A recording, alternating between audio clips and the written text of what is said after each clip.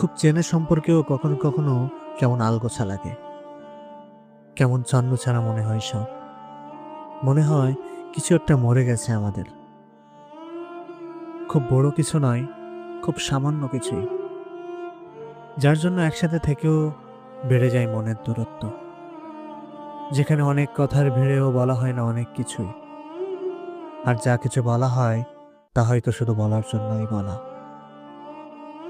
যেখানে আমরা একসাথে বাঁচি, তবুও যেন মাঝরাতের বিষণ্ণতায় আমরা ভীষণ একরকম একা। সবচেয়ে কাছের মানুষটার বুকে মাথা রেখেও মানুষ একা হয়।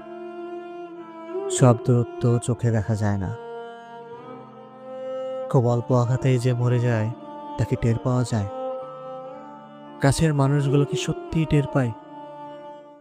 ওই যে হুমায়ুন আজাদ স্যার বলেছিলেন না, আমি সম্ভবত খুব ছোট্ট কিছুর জন্যই মারা যাব। মানুষ আসলে খুব সামান্য কিছুর জন্যই মরে যায়। সামান্য কিছুর জন্যই মরে যায় একটা সম্পর্ক, একটা ফুলের জন্য, একটুখানি স্পর্শের জন্য, বলতে না পারা কিছু কথার জন্য। রয়ে যায় অসমাপ্ত সব কাহিনী। যদি আমাদের ভিডিওটা ভালো লাগে তাহলে সাবস্ক্রাইব করে পাশে থাকবেন, আর যদি ফেসবুকে দেখে থাকেন তাহলে ফলো দিয়ে উৎসাহ বাড়াবেন। ধন্যবাদ। আমি এমন অনেক মানুষের গল্প জানি যে তার পরিবারের কাছ থেকেই সবচেয়ে বেশি অবহেলা পেয়েছে।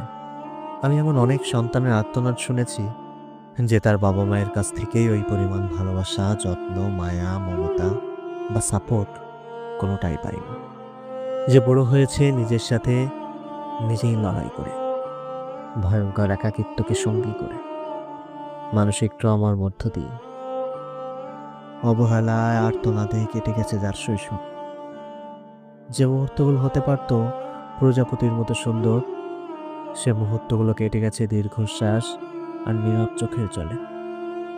কখনো আফসোস হয়েছে একটা ভালোবাসার সময় পরিবারের দিকে তাকিয়ে, যেখানে যত্নশীল বাবা মাকে দেখে নিজের বুকেই কষ্ট পাথর জমা বেঁধে যায়।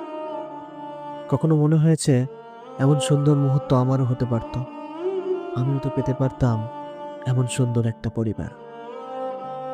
আবার কখনো বা হয়েছে নিজের প্রতি নিজের প্রচন্ড অভিমান। সৃষ্টিকর্তা সবাইকে সবকিছু সমানভাবে দেয় না। এই পৃথিবীতে সবাই লড়াইটাও একার না, এক একজনের লড়াই এক এক রকম। এক বুক ভালোবাসা নিয়েও কেউ কেউ অপেক্ষা করে যায় নিজের জন্য একটুখানি স্বার্থহীন ভালোবাসা খুঁজে পাওয়ার জন্য। আবার কেউ সেই ভালোবাসা না চাইতেই পেয়ে যায়। সবার হিসাবটাও এক না। বাবা মায়ের মাঝে সুন্দর সম্পর্ক কিংবা একটা সুন্দর ভালোবাসাময় সাপোর্টিভ পরিবার যে পেয়েছে, সে কোনোদিনও জানবে না এগুলো না পাওয়ার অভাবটা আসলে কেমন।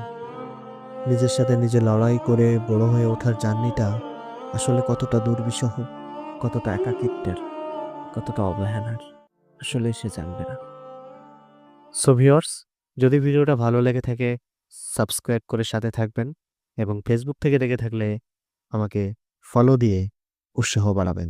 ধন্যবাদ। মন খারাপ করে থেকো না, সময়ের ফেরে অনেক কিছুই বদলে যাবে, কিংবা তুমি মানিয়ে নেবে। যে গোলাপ না পেয়ে আজ আহত হয়েছ, একদিন দেখবে তোমার বেলকনির ছিমুনিতে থাকা গাছটায় একটা তাজা গোলাপ ফুটবে, তোমার মন ভালো করে দিবে। যে কথাগুলো বলতে না পারার আক্ষেপে তুমি বোবা হয়ে যাও, দেখবে কোনো একদিন আকাশ পানে চেয়ে তুমি অনায়াসেই সব বলে দিচ্ছ। সেই সব কথাগুলো তুমি বলে ফেলেছো আকাশের সাথে। তখন তোমার আকাশটাকে মন খারাপের সঙ্গী মনে হবে, আর তোমার নীল ডায়েরিটা হয়ে উঠবে তোমার কথা জমিয়ে সবচেয়ে বিশ্বস্ত বন্ধু, যাকে তুমি নির্ভয়ে বলতে পারো সবটা। যেই প্রেম ভেঙে যাওয়ায় তুমি রাতভর কেঁদেছিলে, সেই তুমি একদিন একটা বিড়ালের বাচ্চাকে ভালোবাসতে শুরু করবে, যত্ন নিতে শুরু করবে।